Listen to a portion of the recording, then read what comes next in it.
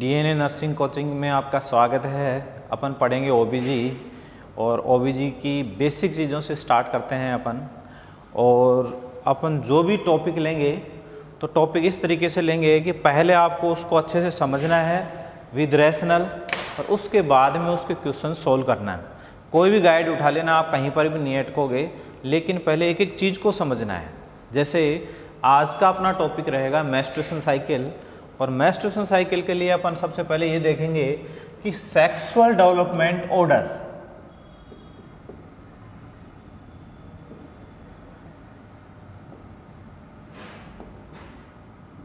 Sexual development order के अंदर सबसे पहले थैलार्ज यानी कि ब्रेस्ट डेवलप होंगे। उसके बाद के अंदर प्यूबार्च यानी प्यूबिक हेयर, और उसके बाद में हाइट बढ़ेगी, और उसके बाद में मिनार्च यानी मेंस्ट्रुएशन साइकिल स्टार्ट।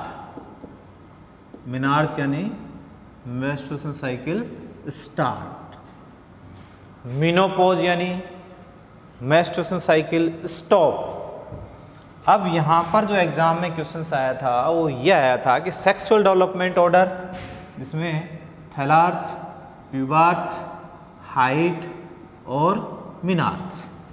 तो यानी सबसे पहले क्या होता है, ब्रेस्ट डेवलप होंगे, फिर उसके बाद में प्यूबिक हेयर आएंगे, फिर उसके बाद में हाइट बढ़ती है, फिर मेंस्ट्रुएशन साइकिल स्टार्ट होती है। तो सेक्सुअल डेवलपमेंट ऑर्डर के अंदर सबसे पहले क्या आएगा, थैलार्च। क्लियर? कई एग्जामों में क्वेश्चन पूछा गया है। अब बात ये कर रहे हैं मेंस्ट्रुएशन साइकिल। तो मेंस्ट्रुएशन साइकिल आप जहाँ भी पढ़ोगे सब अलग अलग तरीके से बताते हैं आपको। गाइड्स के अंदर, बुक्स के अंदर सब अलग अलग तरीके से है। तो अपन सब चीज़ों को एक साथ लेके चलेंगे कि सबसे पहले तो ये बताओ कि मेंस्ट्रुएशन साइकिल का ड्यूरेशन कितना होता है। Duration of menstruation cycle, menstruation cycle का ड्यूरेशन होता है 21 से 35 दिन, और एवरेज की बात करें तो 28 डेज। क्लियर? ब्लड फ्लो होता है 2 से 6 दिन, और एवरेज की बात करें तो 3 से 5 दिन। ब्लड लॉस 22-60 ml, और एवरेज की बात करें तो 35 ml। क्लियर? अब ये बहुत इंपॉर्टेंट चीज़ है कि जैसे एग्जाम में क्वेश्चन आया दिल्ली एम्स के अंदर कि यदि साइकिल का ड्यूरेशन 28 दिन का है तो ओव्यूलेशन कब होता है, 14वें दिन। तो कैसे होता है वो डिटेल में देखेंगे। ब्लड फ्लो 2 से 6 दिन, 6 से ज़्यादा दिन तक हो रहेगा तो अलग कंडीशंस आ जाएगी। ब्लड लॉस 100 ml से ज़्यादा हो जाएगा, मिनोरेजिया की कंडीशंस आ जाएगी। यानी बहुत सारी टर्मिनोलॉजी यहाँ से शुरू होती है, जैसे ओलिगोमिनोरेजिया, पॉलीमिनोरेजिया, डिस्मिनोरिया, एमनोरिया, बहुत सारे वर्ड्स हैं जो अपन आगे इसके बारे में डिस्कस करेंगे। अभी अपने को ये ध्यान रखना है कि ड्यूरेशन कितना है, 21 से 35 दिन का, एवरेज 28 दिन का, ब्लड लॉस 2 से 6 दिन, और एवरेज 3 से 5 दिन। ब्लड लॉस 20 से 60 ml और एवरेज 35 ml। अब अपन बात ये कर रहे हैं कि मेंस्ट्रुएशन जो साइकिल है इसको इंटरप्ले कौन करता है। मेंस्ट्रुएशन साइकिल है क्या? मेंस्ट्रुएशन साइकिल के दौरान एक्चुअल में यूट्रस, ओवेरी, सर्विक्स, वेजाइना, इन सब चीज़ों में चेंजेज आता है। मेंस्ट्रुएशन साइकिल के दौरान जो मेन चेंज आता है वो ओवेरी और यूट्रस में आता है। मेन चेंजेस किस में आएगा, ओवेरी और यूट्रस। और इसको जो इंटरप्ले करता है वो करते हैं हार्मोन्स। तो हार्मोन्स क्या करते हैं, इसको इंटरप्ले करेंगे इन मेंस्ट्रुएशन साइकिल को। तो पहले हार्मोन्स के बारे में देख लेते हैं। तो सबसे पहले अगर अपन देखें हाइपोथैलेमस से gonadotropin hormones, releasing hormones. Clear? इसके रेफरेंस में एंटीरियर पिट्यूटरी ग्लैंड क्या रिलीज करेगी? FSH और LH। क्लियर? बस अपने को यही ध्यान रखना है कि एंटीरियर पिट्यूटरी ग्लैंड के कौन से हार्मोन्स होते हैं? LH, FSH और LH। FSH कहाँ काम करेगा? FSH और LH काम करते हैं ओवेरी के ऊपर। क्लियर? FSH, LH किसके हार्मोन्स हैं? एंटीरियर पिट्यूटरी ग्लैंड के। बहुत इंपॉर्टेंट क्वेश्चंस हैं। एंटीरियर पिट्यूटरी ग्लैंड के हार्मोन्स हैं FSH और LH। काम कहाँ पर करेंगे? ओवेरी के ऊपर। ओवेरी के हार्मोन्स होते हैं ईस्ट्रोजन और प्रोजेस्टेरोन। काम कहाँ करेंगे? यूट्रस के ऊपर। ये इनकी सीक्वेंस है। तो ये जैसे अब कहाँ काम करेगा? FSH ओवेरी के ऊपर, ओवेरीज के ऊपर काम करेगा। क्या काम करेगा ओवेरीज के ऊपर? फोलिकुलर फेज के अंदर फॉलिकल्स का फॉर्मेशन करेगा।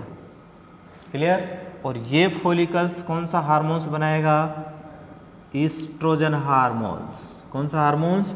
Oestrogen hormones. LH हार्मोन्स कहाँ काम करेगा? ल्यूटियल फेज के अंदर। और क्या क्या बनाएगा ये? Corpus luteum. और कार्पस ल्यूटियम क्या करता है? प्रोजेस्टेरोन और कुछ मात्रा में ईस्ट्रोजन सिक्रेट करता है। कई बार एग्जाम में आए हुए क्वेश्चंस हैं कि प्रोजेस्टेरोन हार्मोन्स का सिक्रेशन किसके द्वारा होता है? कार्पस ल्यूटियम के द्वारा होता है। ईस्ट्रोजन किसके द्वारा? फॉलिकल्स। फॉलिकल्स को कौन बनाता है? FSH। कार्पस ल्यूटियम को कौन बनाएगा? LH। यानी कि FSH और LH एंटीरियर पिट्यूटरी ग्लैंड के हार्मोन से काम कहाँ पर करेंगे? ओवेरी के ऊपर। ओवेरी के हार्मोन्स कौन से होते हैं? ईस्ट्रोजन और प्रोजेस्टेरोन। काम कहाँ करेंगे? यूट्रस के अंदर। वो कैसे करेंगे अभी देखेंगे। क्लियर? अब यहाँ से अपन पोस्टीरियर पिट्यूटरी ग्लैंड से किस चीज़ का सिंथेसिस होता है? ऑक्सीटॉक्सिन का सिंथेसिस होता है। कई बार एग्जाम में आया। रिलीज किससे होगा? ऑक्सीटॉक्सिन रिलीज किससे होता है? हाइपोथैलेमस से। और ऑक्सीटॉक्सिन का सिंथेसिस किसके द्वारा होता है? पोस्टीरियर पिट्यूटरी ग्लैंड के द्वारा होता है। ये बहुत इंपॉर्टेंट क्वेश्चन हमेशा याद रखना टिप्स पे। क्लियर? ऑक्सीटॉक्सिन का सिंथेसिस किसके द्वारा हुआ? पोस्टीरियर पिट्यूटरी ग्लैंड के द्वारा। रिलीज किसके द्वारा हुआ? हाइपोथैलेमस के द्वारा। क्लियर? अब ये हार्मोन्स क्या करते हैं? मेंस्ट्रुएशन साइकिल को इंटरप्ले करते हैं, चलाते हैं मेंस्ट्रुएशन साइकिल को। और मेंस्ट्रुएशन साइकिल के अंदर अभी अपने बात करी थी कि कितनी फेज होती हैं? मेंस्ट्रुएशन साइकिल के अंदर मेनली जो चेंजेज आते हैं वो दो में चेंजेज आएंगे। किसके अंदर? ओवेरी और यूट्रस। जो चेंजेज ओवेरी में आते हैं उसको बोलते हैं ओवेरियन साइकिल, और जो चेंजेज यूट्रस में आते हैं उसको क्या बोलेंगे? Uterine cycle. क्लियर है? दोनों को मिला के क्या बोल दिया? Menstruation cycle. मेंस्ट्रुएशन साइकिल के अंदर मेनली दो चीज़ों में चेंजेज आते हैं, ओवेरी और यूट्रस। जो चेंजेज ओवेरी में आते हैं उसको बोलते हैं ओवेरियन साइकिल, जो चेंजेज यूट्रस में आते हैं उसको बोलते हैं यूट्राइन साइकिल। अब अपन बात करें फेज की। बहुत इंपॉर्टेंट क्वेश्चंस हैं, ऋषिकेश एम्स में भी दिए थे क्वेश्चंस। अब किस तरीके से दिए थे वो क्वेश्चन देखो कि यूट्राइन साइकिल के अंदर 3 फेज होती हैं। कौन कौन सी होती हैं? जैसे प्रोलिफरेटिव फेज, दूसरी होती है सिक्रेटरी फेज, और तीसरी होती है मेंस्ट्रुअल और ब्लीडिंग फेज। मेंस्ट्रुअल फेज या ब्लीडिंग फेज, ये 3 फेज हो गई। और ओवेरी के अंदर फोलिकुलर फेज और luteal phase. Very important questions हैं, देखो ध्यान से।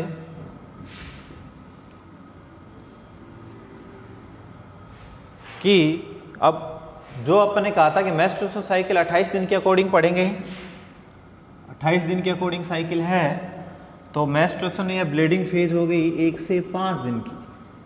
क्लियर?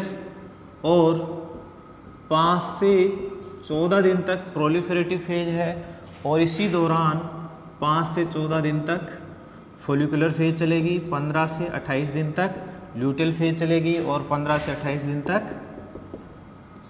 सिक्रेटरी फेज चलेगी। ये बहुत इंपॉर्टेंट चीज़ है। देखो इसको ऐसे समझो, 28 दिन की साइकिल है, इसको अलग कर लो ब्लीडिंग फेज को, 1 से 5 दिन, क्लियर, 1 से 5 दिन।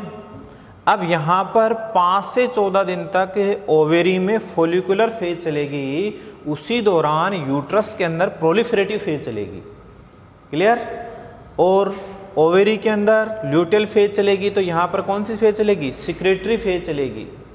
ऋषिकेश एम्स के अंदर, जिसमें किसी का भी सिलेक्शन नहीं हुआ था, उसमें क्वेश्चन ऐसे दिया था कि पूरी कहानी बताई उसने ल्यूटेल फेज की, और ल्यूटेल फेज ऑप्शन में नहीं दिया, तो आंसर क्या जाएगा? सिक्रेटरी फेज, क्योंकि दोनों साथ साथ चलती हैं फेज। अब किस तरीके से चलती हैं वो देखो, हार्मोन्स का सिक्वेशन याद रखना। FSH-LH किसके हार्मोन्स हैं? एंटीरियर पिट्यूटरी ग्लैंड के। काम कहाँ पर करेंगे? ओवेरी के ऊपर। ओवेरी के हार्मोन्स कौन से होते हैं? Oestrogen, progesterone. काम कहाँ पर करेंगे? यूट्रस के ऊपर। क्या काम करते हैं वो देखो। अब सबसे पहले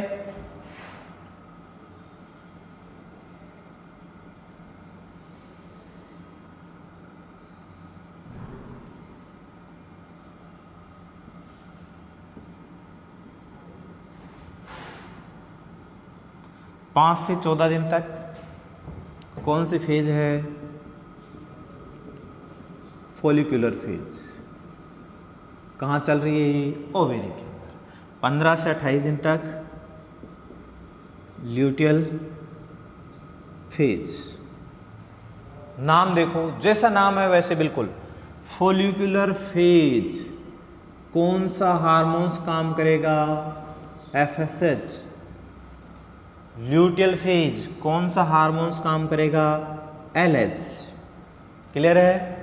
अब देखो FSH काम क्या करता है वो देखो। FSH फोलिकुलर फेज में काम करेगा, क्लियर। FSH कहाँ काम करेगा? फोलिकुलर फेज में काम करेगा, जैसा नाम है फोलिकुलर स्टिमुलेटिंग हार्मोन्स, यानी फोलिकुलर फेज। अब यहाँ पर क्या काम कर रहा है कि जर्मिनल सेल से, जर्मिनल एपिथेलियम सेल से फोलिकल्स का निर्माण करेगा। किस चीज का निर्माण करेगा? फोलिकल्स का।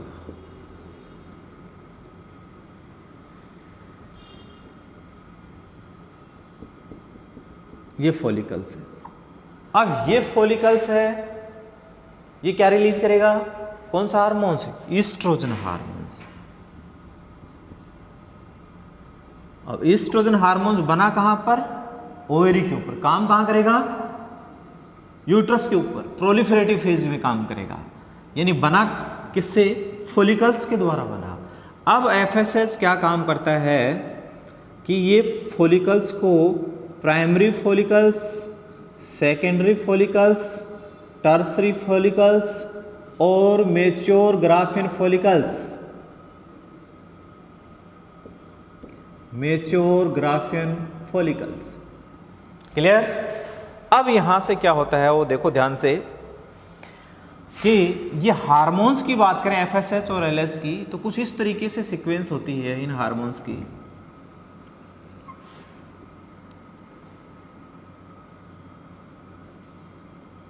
फर्स्ट 14 डेज तक कौन सा हार्मोन्स रहता है? FSH। LH रहता है, लेकिन LH क्या रहता है? कम होता है। अब क्या होगा? 14वें दिन LH सर्ज होगा, 12वें दिन यानी LH बढ़ेगा, FSH कम होगा, और फिर कौन सी फेज शुरू हो जाती है? Luteal phase. यानी यहाँ पर कौन सा हार्मोन ज़्यादा रहेगा? LH, और FSH क्या हो जाएगा? कम हो जाएगा। तो इस तरीके से है, यानी कि स्टार्टिंग के 14 डेज कौन सा हार्मोन्स होता है? FSH। LH होता है, लेकिन क्या होता है? कम होता है। फिर इसके बाद में 14 डेज बाद में LH बढ़ जाता है, FSH कम हो जाता है। तो ऐसा क्यों होता है? क्या रीजन है? उसका क्या कारण है कि ईस्ट्रोजन किसके द्वारा बना? फोलिकल्स के द्वारा बना। ये फोलिकल्स प्राइमरी फोलिकल्स बना, सेकेंडरी बना, टर्सरी बना और मेच्योर बना, तो धीरे धीरे ईस्ट्रोजन का लेवल भी बढ़ता जा रहा है। तो यानी ईस्ट्रोजन की बात करें तो इसका लेवल 12वें दिन क्या हो जाता है? मैक्सिमम हो जाता है। अब मैक्सिमम होने के बाद में ईस्ट्रोजन क्या करता है कि ये क्या करेगा? FSH को सप्रेस करेगा। ईस्ट्रोजन का लेवल मैक्सिमम हो गया तो इसकी वजह से ईस्ट्रोजन क्या करेगा, एफएसएच को सप्रेस करेगा। इन एफएसएच को सप्रेस करेगा तो एफएसएच नीचे होगा, कम होगा, और एफएसएच कम होगा तो एलएच बढ़ेगा। तो उस कंडीशन में क्या होता है, एलएच सर्ज, और एलएच सर्ज की वजह से ही क्या होता है, ओवुलेशन होता है। क्लियर? एलएच सर्ज की वजह से क्या होगा, ओवुलेशन होगा। अब यहां से देखो मेच्योर ग्राफियन फॉलिकल्स बन गया था, मेच्योर ग्राफियन फॉलिकल से ओवम रिलीज होगा।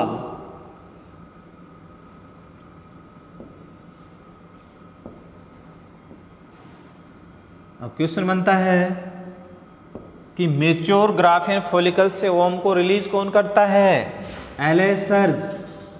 एक बार डेलियम्स के अंदर 3 क्वेश्चन दिए थे, इसमें से एलएच सर्ज की वजह से क्या होता है, ओवुलेशन होता है। क्लियर? एलएच सर्ज, अगर बात करें एलएच सर्ज ओवुलेशन से lump sum 24 hours before ovulation. Clear है? टारगेट वगैरह के अंदर क्वेश्चन दिए हुए हैं कि एलएच सर्ज कब होता है, ओवुलेशन से 24 आवर्स बिफोर। एलएच सर्ज की वजह से क्या हो रहा है, ओवुलेशन हो रहा है। क्लियर? किसने किया, ईस्ट्रोजन का लेवल मैक्सिमम हो गया, ईस्ट्रोजन मैक्सिमम हो गया तो ये क्या करेगा, एफएसएच को सप्रेस करेगा, एफएसएच सप्रेस होगा तो एलएच बढ़ेगा, एलएच सर्ज हुआ तो एलएच सर्ज हुआ तो ओवुलेशन हो गया। क्लियर? अब एलएच सर्ज ने ओवुलेशन कर दिया और इसके बाद में ओवुलेशन कर दिया और क्या बना दिया, कार्पस ल्यूटियम। कार्पस ल्यूटियम एक टेम्परेरी रूप से एंडोक्राइन ग्लैंड का काम करती है। इसका दूसरा नाम येलो बॉडी भी बोल सकते हैं। क्लियर? अब यहाँ से 15वें दिन क्या हो गया, कार्पस ल्यूटियम बना। क्लियर? कार्पस ल्यूटियम क्या करता है, कौन सा हार्मोन सिक्रेट करेगा, प्रोजेस्टेरोन, और कुछ मात्रा में ईस्ट्रोजन भी सिक्रेट करेगा। क्लियर? और यहाँ पर 2 कंडीशंस आती हैं, ये ओवुलेशन हुआ, ओवुलेशन के बाद में क्या तो ये फर्टिलाइज हो जाएगा, क्या फर्टिलाइज नहीं होगा। अगर फर्टिलाइज नहीं होगा उस कंडीशंस में कार्पस ल्यूटियम कार्पस एल्बिकेंस में बदल जाएगा, कार्पस एल्बिकेंस में बदल जाएगा लमसम 26 डेज, और प्रोजेस्टेरोन और एस्ट्रोजन का लेवल क्या हो जाएगा, डिक्रीज हो जाएगा, खत्म हो जाएगा, और साइकिल दोबारा से रिपीट हो जाएगी। क्लियर? अब यहां से देखो, ध्यान से सुनो, क्वेश्चन बहुत इंपॉर्टेंट बनते हैं, हल्की सी चूक हो जाती है। जैसे मान लो आपसे पूछा जाए ओवुलेशन कौन सी फेज में होता है, ओवुलेशन फॉलिकुलर फेज में होता है, ल्यूटेल फेज के अंदर, फॉलिकुलर फेज के अंदर, क्योंकि 14 दिन, अभी अपन ने बात करी थी कि यदि साइकिल 28 दिन की है तो ओवुलेशन कब होगा, 14वें दिन। तो 14 दिन तक कौन सी फेज चल रही है, फॉलिकुलर फेज चल रही है। और just before ovulation first meiotic division होता है, जो कल बताया था आपको। ठीक है, वो आप फंडामेंटल ऑफ रिप्रोडक्शन के अंदर है, उसके अंदर देखना, आपको पूरी डिटेल से बता रखा है कि first meiotic division just before ovulation, और second meiotic division at sperm availability. Clear? तो ये जो ओवुलेशन हुआ है इसको अपन सेकेंडरी उस साइट भी बोल सकते हैं, या फिर ओवुलेशन ओवम बोला है इसको प्री मेच्योर ओवम भी बोल सकते हैं। क्लियर है? अब जैसे ओवुलेशन हुआ है तो ओवुलेशन होते वक्त हल्का सा बॉडी टेम्परेचर इंक्रीज होता है 0.5 से 1 डिग्री फ़ारेनहाइट। क्लियर? ओवुलेशन का पता कैसे करोगे, टेम्परेचर से करोगे। और दूसरा, लास्ट टाइम दिल्ली एम्स में भी क्वेश्चन आया था कि ओवुलेशन का पता मित्तल सेल्स से करते हैं। ये मित्तल सेल्स क्या है, जब ओवुलेशन होता है यानी मेच्योर ग्राफियन फॉलिकल से ओवम रिलीज होता है, उस दौरान हल्का सा पेन होता है, पेन इन पेल्विक रीजन, हल्का सा पेन होगा, और हल्की सी ब्लीडिंग भी होती है। अब वो डोट जितनी भी ब्लीडिंग ही कहलाएगी, कोई रैप्चर होगी तो ब्लीडिंग होगी, तो यानी हल्का सा पेल्विक रीजन में पेन होता है और हल्की सी ब्लीडिंग होगी और हल्का सा डिस्कम्फोर्ट भी फील होगा, डिस्कम्फोर्ट भी फील होगा। तो यानी ओवुलेशन का पता अपन किससे करते हैं, मित्तल सेल से या टेम्परेचर से। दोनों इंपॉर्टेंट क्वेश्चन हैं। ओवुलेशन के दौरान टेम्परेचर बढ़ जाता है हल्का सा। अब यहाँ पर भी कंफ्यूजन है, मौसमी के अंदर आपको ये दे रखा है टेम्परेचर बढ़ रहा है, सॉन्डर्स के अंदर ये दे रखा है घट रहा है, लेकिन कुल मिलाकर के गलत नहीं है वहाँ पर, वो ईस्ट्रोजन और प्रोजेस्टेरोन की फ्लेक्सिबिलिटी की वजह से उन्होंने ऐसा बताया है मौसमी में। लेकिन कुल मिलाकर के अगर ओवुलेशन हो रहा है, ओवुलेशन के दौरान टेम्परेचर बढ़ता है, जैसे हीट की अवस्था बोलते हैं। और दूसरा रीजन है मित्तल सेल्स। ओवुलेशन का पता किससे करते हैं अपन, मित्तल सेल्स। दो तरीके से क्वेश्चन आया हुआ है ये कि ओवुलेशन का पता किससे करते हैं, मित्तल सेल से। एक क्वेश्चन इस तरीके से आया है कि मदर को क्या हो रहा है, हल्का सा पैल्विक रीजन में पेन हो रहा है, ब्लीडिंग हो रहा है, एब्डोमिनल डिस्कम्फोर्ट फील हो रहा है, तो क्या कहलाता है वो, मित्तल सेल्स। अब क्या है, ये अगर आपका समझा हुआ है तो ही क्लियर है होगा ये, नहीं तो जैसे ब्लीडिंग हुई तो आप सोचोगे पता नहीं ब्लीडिंग थोड़ी होती है मेंस्ट्रुअल साइकिल में, ओवुलेशन के दौरान ब्लीडिंग थोड़ी होगी। और फिर डिस्कम्फोर्ट पे फिर पैल्विक रीजन में पेन तो होता है। लेकिन ये सारी चीज़ क्या है कि जैसे मान लो इस तरीके से दिए कंफ्यूज करने के लिए, लेकिन ये भी क्या कहलाता है, मित्तल सेल्स कहलाता है। क्लियर। डे वाइज याद रखना है, डे वाइज 15 से 28 दिन तक। अब ये देखो क्वेश्चन इस तरीके से है, एलएच हार्मोन्स ने ओवुलेशन कर दिया, उसके बाद में कार्पस ल्यूटियम बनाया। कार्पस ल्यूटियम प्रोजेस्टेरोन और ईस्ट्रोजन सिक्रेट करती है, तो कौन सी फेज है, फेज कौन सी है, ल्यूटियल फेज है ये।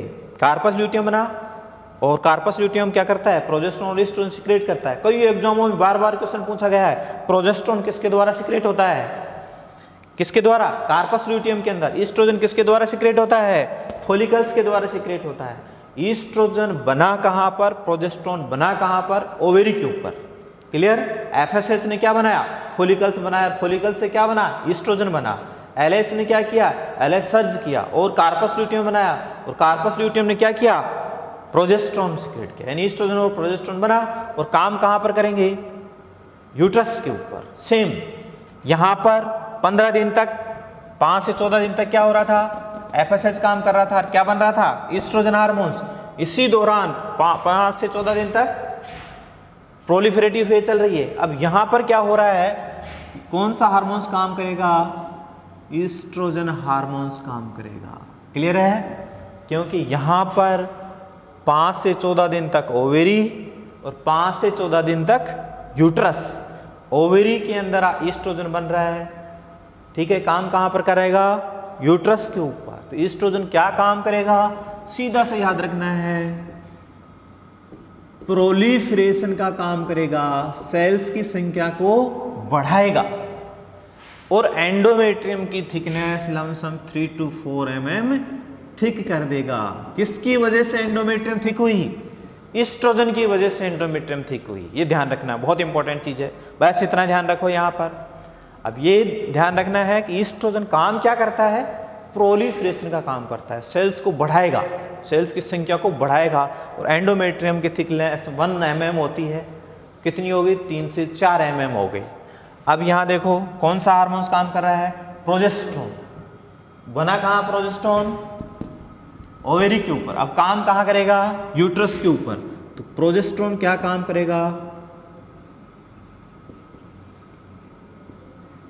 प्रोजेस्टेरोन मेनली काम करता है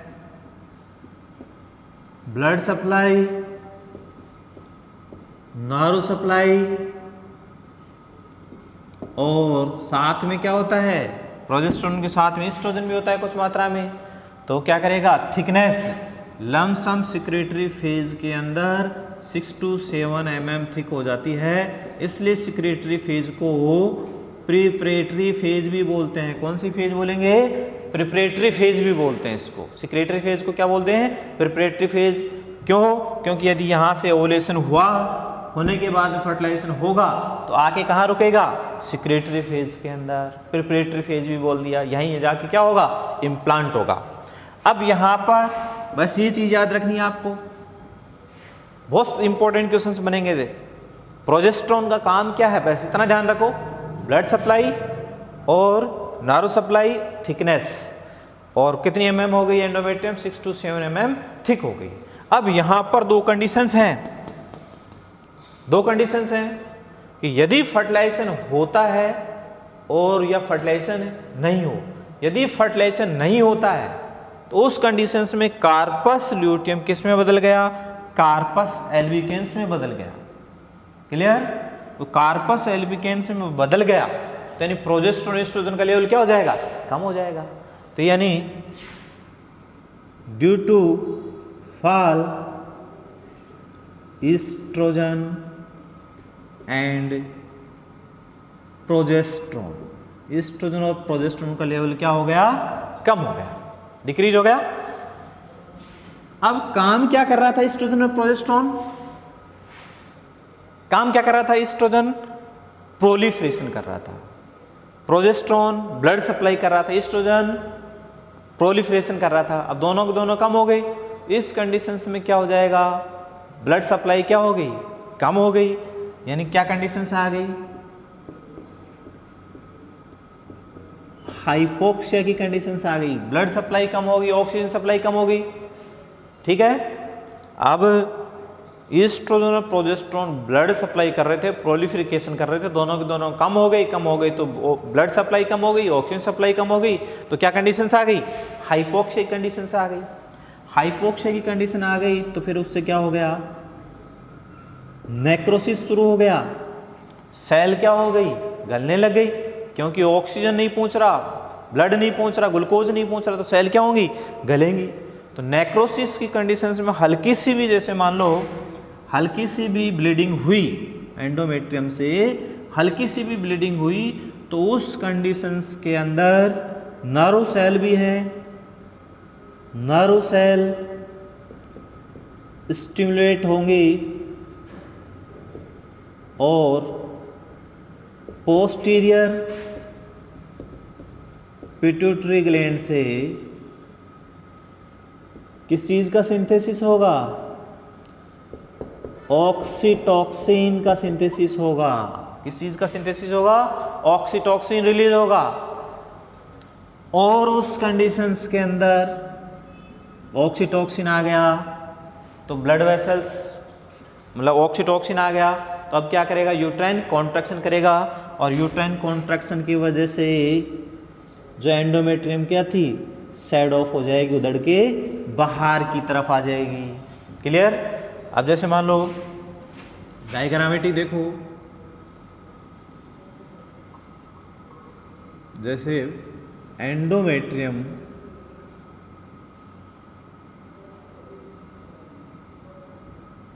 ये एंडोमेट्रियम बढ़ी प्रोलिफरेटिव फेज के अंदर, ठीक है, 3 to 4 mm हो गई, फिर इसमें ब्लड सप्लाई बढ़ी, नर्व सप्लाई बढ़ी, और एंडोमेट्रियम और थिक होगी। किसकी वजह से हो रही थी, ईस्ट्रोजन और प्रोजेस्टेरोन की वजह से। अब ईस्ट्रोजन और प्रोजेस्टेरोन ही खत्म हो गए, तो यानी कि ईस्ट्रोजन प्रोजेस्टेरोन खत्म हो गए तो ब्लड सप्लाई भी क्या होगी, रुक गई, ब्लड सप्लाई रुक गई, ऑक्सीजन सप्लाई रुक गई, तो क्या हो जाएगा वहां पर, नेक्रोस, हाइपोक्सिया कंडीशंस आ गई। हाइपोक्सिया कंडीशंस आ गई तो वहां सेल क्या हो जाएंगी, गलने लग जाएंगी, नेक्रोसिस शुरू हो गया। नेक्रोसिस शुरू हुआ, हल्की सी भी ब्लीडिंग होती है यहाँ से तो यहाँ नर्व सेल्स स्टिमुलेट होंगी और पोस्टीरियर पिट्यूटरी ग्लैंड से क्या रिलीज करेंगी, ऑक्सीटॉक्सिन, और ऑक्सीटॉक्सिन फिर क्या करेगा, एंडोमेट्रियम को उधेड़ देगा और एंडोमेट्रियम क्या हो जाएगी, सेड आउट हो जाएगी, उधड़ के बाहर आ जाएगी। तो इस तरीके से इसको क्या बोल दिया अपन ने, मेस्ट्रुएशन फेज या ब्लीडिंग फेज।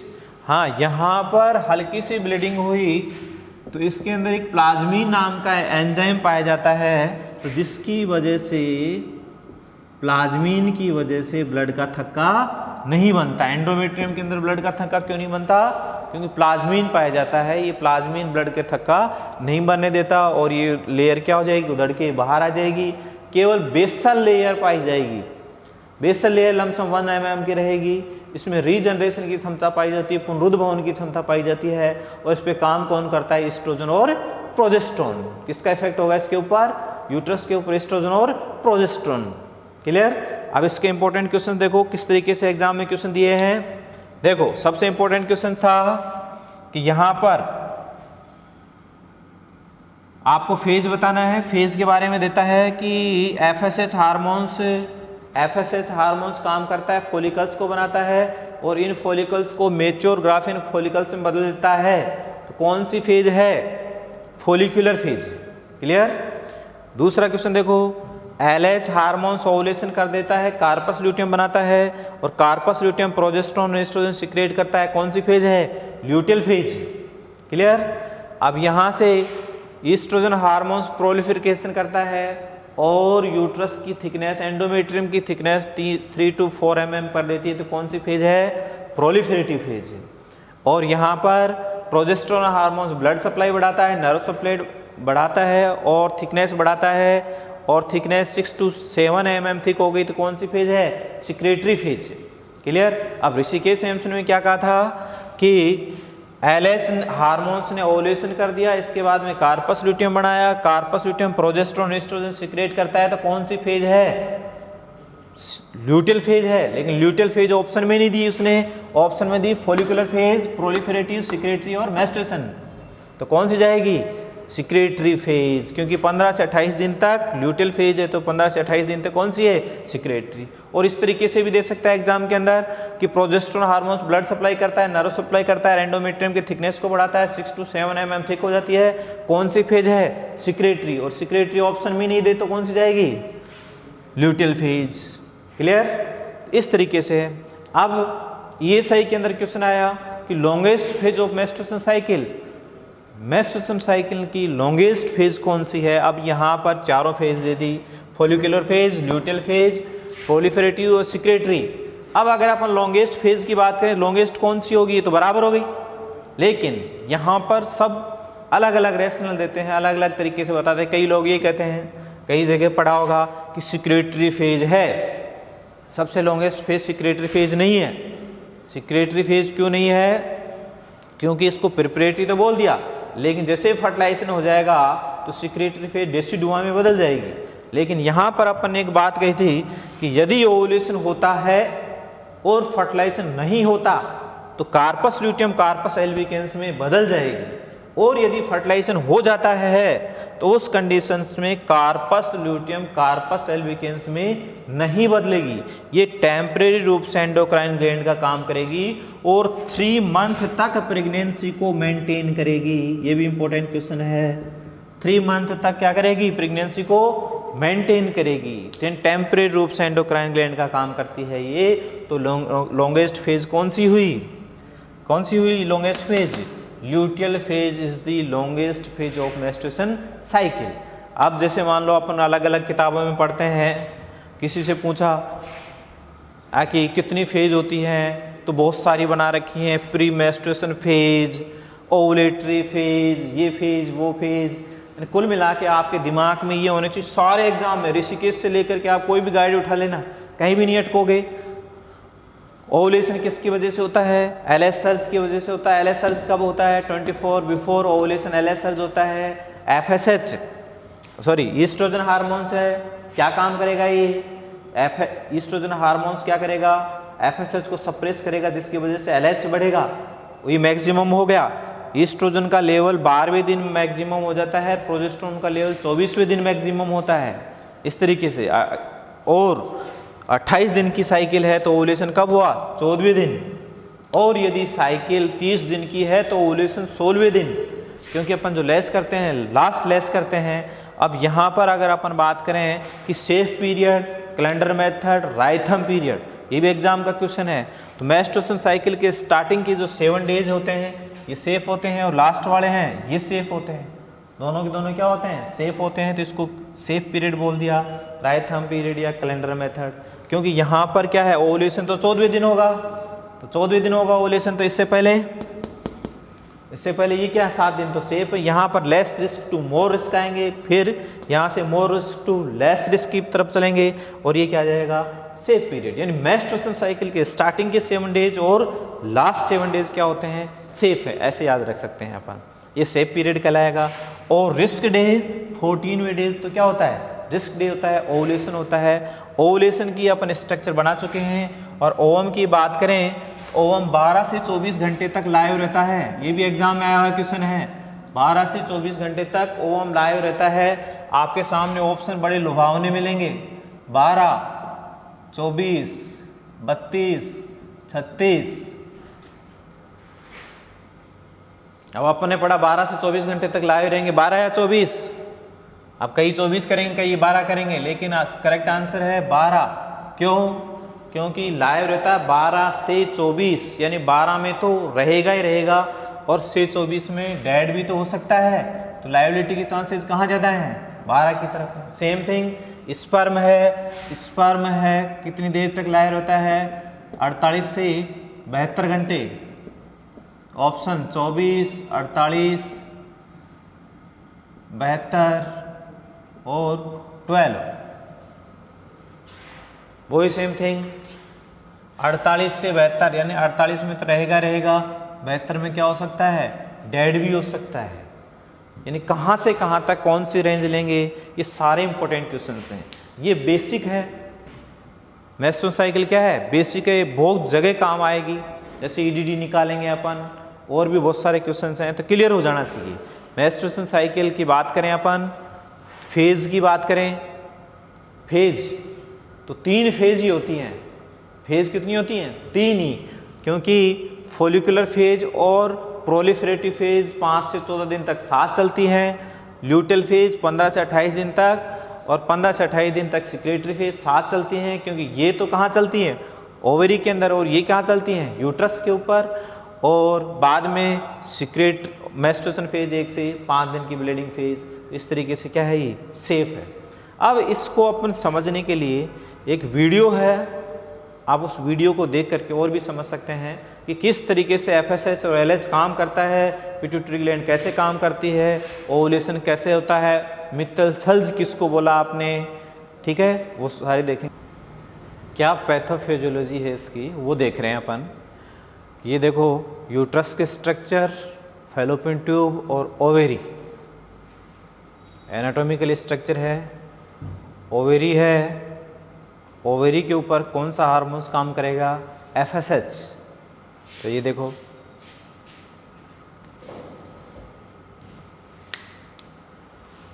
फॉलिकल्स हैं, इन सभी फॉलिकल्स पे एफएसएच बराबर काम करता है। कोई एक फॉलिकल्स आगे की तरफ आकर के मैच्योर ग्राफिन फॉलिकल्स बनाएगी। इनको अपन प्राइमरी oocyte भी बोल सकते हैं कि एक मेंस्ट्रुएशन साइकिल के अंदर एक प्राइमरी oocyte काम में आती है। अगर टोटल बोलें ओवेरी के अंदर तो 4 लाख प्राइमरी oocyte होती हैं, और एक मदर अपने पूरे रिप्रोडक्टिव पीरियड के अंदर मैक्सिमम 400 प्राइमरी oocyte काम में लेती है। अब ये प्राइमरी oocytes, ये फॉलिकल से ईस्ट्रोजन सिक्रेट हुआ और ये ब्लड में गया। ब्लड में जाने के बाद में अब कितना गया? जैसे जैसे इसकी मात्रा ईस्ट्रोजन का ज़्यादा होती है, तो ये यहाँ से पिट्यूटरी ग्लैंड को एफएसएच को कम करने के लिए, एफएसएच को सप्रेस करने के लिए बोलेगा। तो एफएसएच कम होगा तो एलएच बढ़ेगा, तो एलएच बढ़ेगा तो उसकी वजह से क्या होगा? ओवुलेशन होगा, एलएच सर्ज होगा। एफएसएच का कम होना, एलएच का बढ़ना, ये क्या कहलाता है? LH surge. एलएच जो सर्ज है उसकी वजह से ओवुलेशन हुआ, और ओवुलेशन हुआ उसको क्या बोलेंगे अपन? मित्तल सल्ज। ये जो प्रोसीजर है ये क्या कहलाता है? मित्तल सल्ज। इन मेच्योर ग्राफिन फॉलिकल से ओवम रिलीज हुआ। इस दौरान हल्का सा पेल्विक रीजन में पेन होगा और एब्डोमिनल डिस्कम्फर्ट होगी और हल्की सी ब्लीडिंग होगी, तो उसको क्या बोलते हैं अपन? मित्तल सल्ज। तो यहाँ से ओवुलेशन होने के बाद में ये कहाँ जाएगा? फैलोपियन ट्यूब के अंदर। फैलोपियन ट्यूब में आने के बाद में ये 12 से 24 घंटे तक लाइव रहेगा। 12 से 24 घंटे में अगर फर्टिलाइजेशन हो जाता है तो उसका क्या हो जाएगा? इम्प्लांट हो जाएगा यूट्रस में जा कर के। और यदि फर्टिलाइजेशन नहीं होता तो उस कंडीशंस में ये 12 से 24 घंटे में क्या हो जाएगा? डेड हो जाएगा। क्लियर? तो ये था ओवुलेशन। Thank you.